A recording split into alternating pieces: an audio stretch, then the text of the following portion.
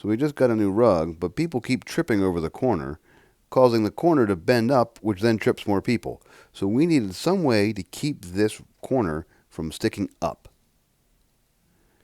So my wife found these little strips of double-sided tape.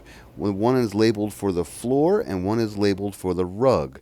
And the way it works is you peel off the rug piece of the tape and you stick it below or on the bottom of the carpet. So here we go. I'm going to stick that one right on the edge, and then I'm going to go ahead and I'm going to just press it in nice and firm.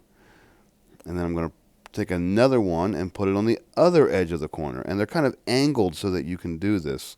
You'll see how the corners work together. They don't have to be real precise.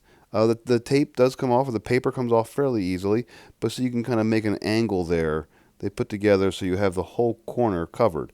So right now, it's stuck to the rug, and now all I have is I pull off the paper that says floor, and will now stick to the floor. It's not a permanent stick, but it's a pretty solid stick. So there we go.